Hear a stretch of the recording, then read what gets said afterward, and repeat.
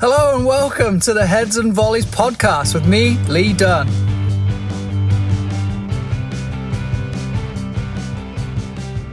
This episode I'm going to talk about green lines, which is funny because a game of soccer is played on green grass with white lines. But I'm actually talking about the connections that form when you connect players on FIFA. Most of your players probably play FIFA. There was a study done, or an informal study, about how successful FIFA has been for growing the game of soccer because it's so accessible to most individuals, whether they play on their phones or on an actual gaming system. But people are playing FIFA more and more. So more people are understanding the game. But importantly, there is the fantasy element of it with the Ultimate Team. The Ultimate Team, you pick a bunch of cards, or you're given a bunch of cards when you first start, and you pick a formation and you plug the players in. And between every player is a line. It connects the defensive line, the midfield line, the attacking line, and then also lines on angles. So central defenders are connecting with central midfielders and so on. And you'll see it if you've played it, and if not, just a quick Google on what it looks like and you'll really understand where I'm going here.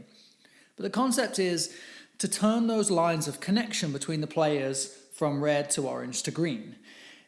In FIFA, it works in a way that if players play on the same team, they play on the same league, or if they play for the same country, they are the same nationality, then the stronger the bond is between the players. So, of course, if you picked all England players that play in the Premier League, you'd have pretty strong green connections between the players. So then think about what it looks like for our players coming in. Now, of course, nationalities and league of play aren't going to be relevant here, but what school do your players go to? Do they hang out with each other outside of practice? Are they connected in any other ways? Do you have siblings or cousins or neighbors that play on the same team? All of these factors are going to help you in connecting these players from red to orange to green. Now, if you've taken a US Soccer Federation license recently, you'll know that one of the biggest kind of pieces of work that you do within the at-home training period is to talk about your team cohesion, is to talk about the stages of your team. Now, if you're familiar with Bruce Tuckman, you probably know it familiarly with forming, storming, norming, performing, and then adjourning, if that's one of the words that you use at the end. But basically, the stages of team development. Forming, of course, you've gone through training or tryouts, and now you're starting to put the team together. Storming is when they're starting to fight or figure out roles within the team and a hierarchy. Then you look at norming, where they're beginning to work it out and beginning to become a normal team. And then, of course, performing. And then the adjourning is the end of the season, or everybody's moving on, and maybe more relevant with some older teams like college or high school, where it's a real short season. And club soccer tends to go on a little bit longer. But really kind of taking another spin on that and looking at how you connect those lines as good as possible. Now, I'm looking at a forming stage. When you're looking at the forming stage, we are probably red lines. But as a coach, this is where I have things like an IDP. And I could do a better job, as I'm sure most of us could do, in terms of connecting the IDP to who the individual is within the team, but then also who they know and what makes them tick, what helps them to feel confident, help them feel comfortable, what type of players they need to be around, who their friends are already on the team. And then if I really think about it, if I'm looking at game performances, where do my goals come from? Are they from the same player playing to the same person? You think about the success that Brady and Gronk have in the NFL and that connection, and there's a lot of connections like that across a lot of sports where it's the same player playing to the same player and the success that comes through that because they're on the same wavelength.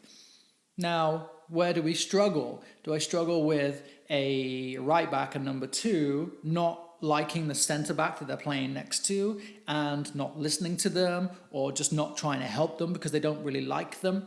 So that, to me, would be a red line or a significant storming moment. But I really like the idea of looking at the connections with the players on the paper and look at the color of the lines. And then maybe adjusting my team formation so that I get as many of those greens together as possible.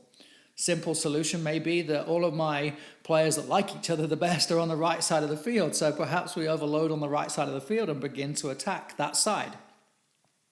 Same thing when you are in your training environment and you say to the players, get into pairs, get into groups of 4, and you'll know the players that immediately get together. They are probably a very strong green connection. And then there are a couple players who will just be like, yeah, okay, the favorite people or the best people perhaps have got together, so I'll just kind of get together with you. Now maybe we're looking at yellow or orange lines, and then perhaps there's a couple kids who don't really like anyone or just feel left out. They may be the red line kids that have that connection or lack of connection with other players.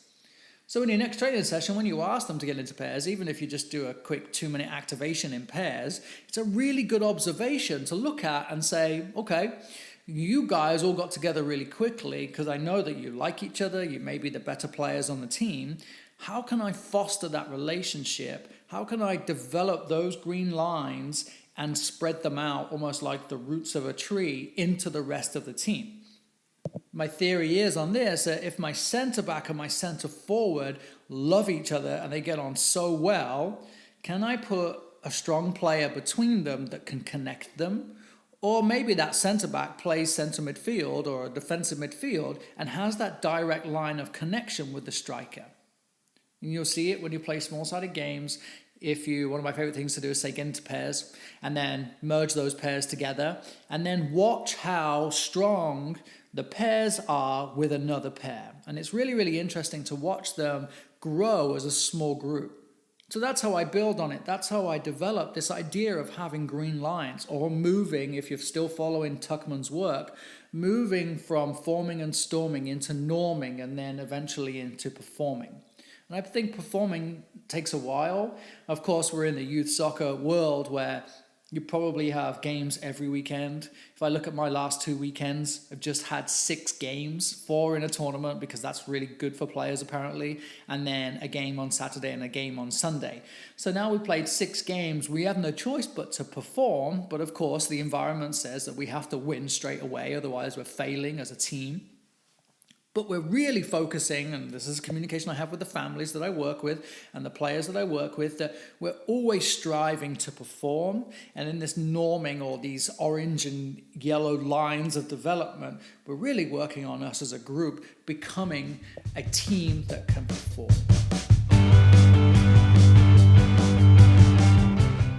So now you've grasped the concept of turning these lines to green. The kind of question that I think we're all trying to answer is, how do I develop that?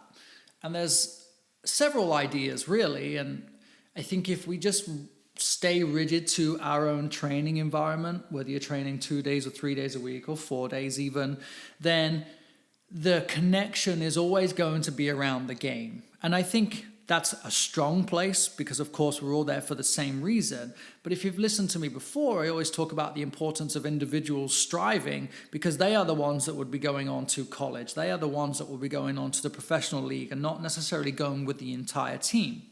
So I really encourage you to look away from training as well. And I'll introduce some training ideas here shortly. But what about developing this team environment away from the field? There are classic ideas: pool parties, pizza parties, team events out to the beach, or wherever you are, you understand your environment and where you can take players and go hiking or all sorts of outdoor activities like that and work on team building. You may split players up randomly. You may have 6 players each and they all have to perform a task in a certain amount of time, and it just develops this cohesion. It develops this, it's traditional team development, if you like, and I'm sure if you just Google it real quick, you'll find lots of things. And I remember Gareth Southgate took the England team away with the army, actually I think it was the SAS, and they did all of this survival, and it's amazing because it's completely different from what they would normally be doing in a team training environment or in a training camp. And it just provides a different element for these players to connect in a new way. So consider things like volunteering. You develop a cohesion when you and all of your players head out to a food bank and help pack food or deliver food, or maybe you're helping to serve meals over Thanksgiving. Your team volunteers for a community event where you're all there handing out water to runners, for example. Just things like that. You go to a local school and then you all are providing pickup soccer for a bunch of young kids. Or if your club has a mini academy or a junior program with 5 and 6 year olds and you're working with players who are several years older than that, take them out and have them become leaders for those little players, running scrimmages, running little skill practices. There are so many things that you can do for your players that will create this cohesion away from just beginning to understand that you have to develop a green line across the back line, because that's the only way that we can have success.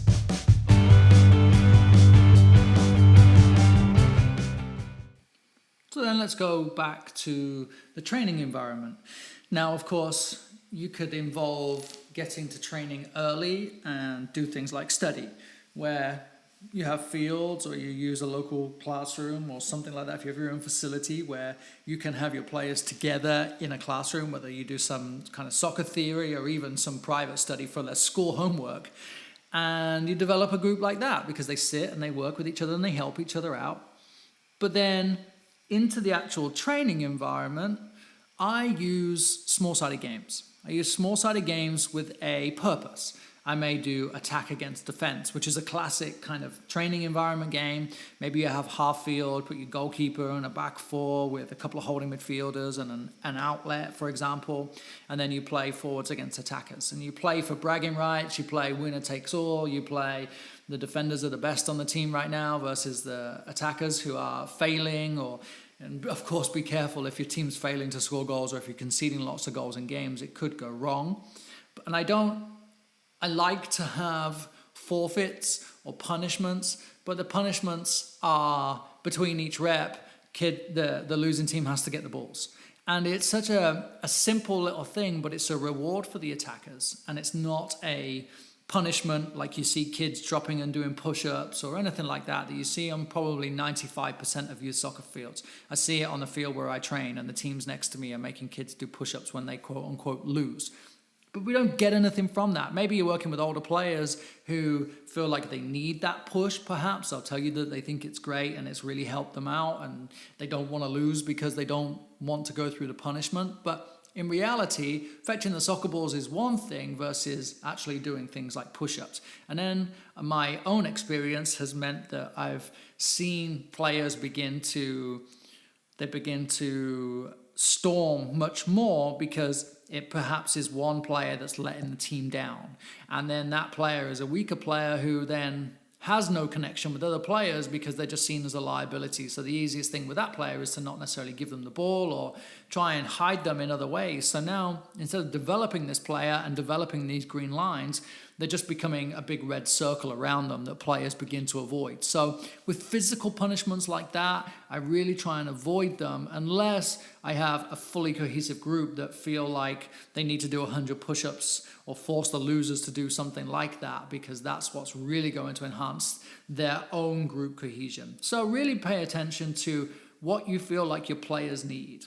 I don't feel like physical punishments are necessary. The players I work with, I don't think it's going to help them the most.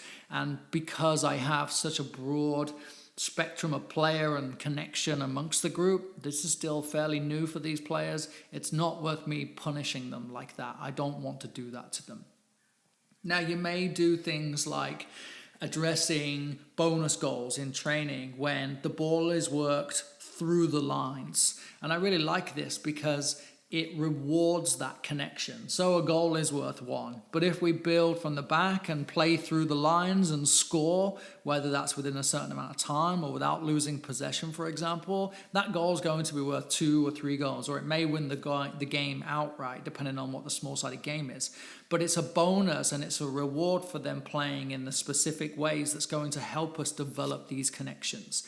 Otherwise, it's just a goal because we stole the ball and we scored a goal. And that's still a great thing, and still as a team we're having success. But I'm just going to fiddle the rules a little bit in ways of trying to connect the players throughout the lines. So I encourage you to take that into your training environment too.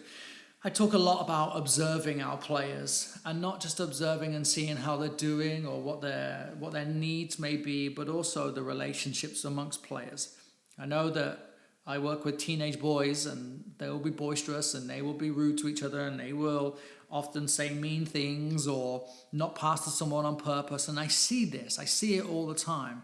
So then my reaction is, how do I help to foster those relationships? Simple thing may be to force them to play together, but I'm a little bit smarter than that in the way I set things up. And I don't put the bad kids with the good kids or anything like that. I help them create their own teams, and then I help them foster those teams too. And those players with the big red circles around them, they all get factored in too. And I think it's really important. It's a real skill to develop to help these players grow into the team environment.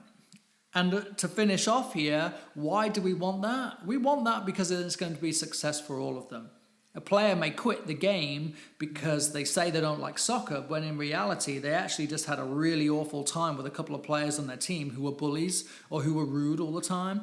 And it then tainted their opinion that soccer was the problem and not necessarily their teammates. Especially at such an influential age around the teenage years, where it's easier for a player to leave and go and do something else that's maybe a little bit more appealing, when I think that if we observe more and pay attention to the color of the lines between our players, I think we can foster this amazing team development and then also begin to tie our players together too. Of course, it's all about performing, but I'm really working on developing these individuals. And I think off the field, and then also the consideration for on the field. And I think that we are then beginning to push these players forward as individuals, and then also how they can fit into any team and begin to connect those lines. So thank you for listening today. I really appreciate every listen I get. I would love to know what you think. I want to know your feedback at LeeDunneSoccer. You can find me on all social media, and then my website is LeeDunneSoccer.com. I want to know what you think of shorter episodes. I want to know if there's something that you would like to pick my brain over, or a topic that you think I could share with people that would benefit, or something that I've said somewhere else along the way too. This was all about developing the lines and connecting the world of gaming that our players love to the actual real world that they're doing. And I think if we sit our players down and say, hey, we're going to make green lines between you all, they would understand it and they would be